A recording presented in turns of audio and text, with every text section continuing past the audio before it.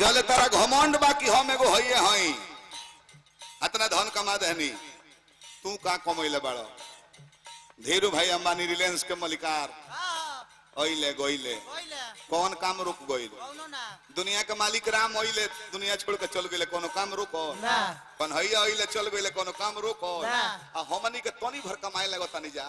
तो घमंड बाकी हम ना कमाएम तो बाल बच्चा के होई अपना घरवा में देवलिया पर ताक ली हो दो तीन पीढ़ी के फोटो लागल होई तारा पहले उहो लोग कहते कहते चल गइल बाकी चैन बाकी हो के किसी को चैन है नहीं जितने लोग बैठे हुए हैं किसी को भी अनुज जी चैन नहीं है हमको भी नहीं है चैन होता तो रिस्क लेके है कोरोना बीमारी में हम कभी नहीं रह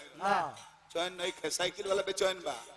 कहिया मोटरसाइकिल किनारे की पौड़ी ना मारे के पड़ी मोटरसाइकिल ये चैन में बढ़े वो बेचैन बा की बोलेरो किनारे तो पूरा परिवार घूमती जा बोलेरो वाला बेचैन बा की जल्दी से बेचो स्कॉर्पियो ला की गचकी में गुच गुच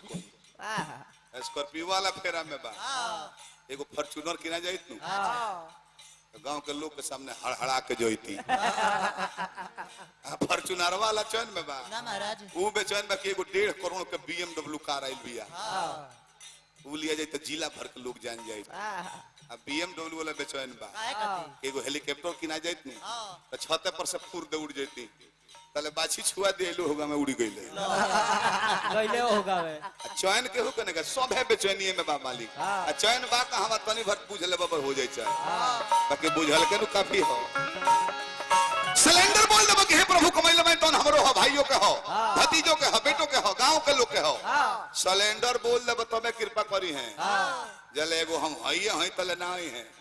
द्रौपदी के घमंड रहे कि 5-5 पति वाले दुशासन के छतिया फाड़ दी है भीम का दवा लगा के अर्जुन गांडी उधारी हमें जे देवता लो भी धनुष के टनकार से कांपी जाला 5-5 को पति बैठल वालो हमर का बिगड़ी है घमंड में बड़ी तले भगवान ना आइले दादा भीष्म कृपाचार्य सुदामा कंड विकर्ण वृषसेन विदुर धृतराष्ट्र जैसे महारथी बैठे हुए थे पांचों पांडव जब मुड़ी नीचे पलहले तो बोले भगवान ना आइले आचर धइले बड़ी अपने आप पर बात की धइले बनी बचा ले तले ना आइले जब छोड़ के सिलेंडर बोल देली नु हे कन्हैया हे भैया अइब तो अब तहरा बहन के इज्जत बाची ना अइब तहरा बहन के इज्जत जाई हमार कुछ बाना नारी बीच सारी है कि सारी बीच नारी है चिन्हाते ना रहे 10,000 हाथी के बोल के दुशासन फाक के बैठ गइले सिलेंडर बोलली तब नु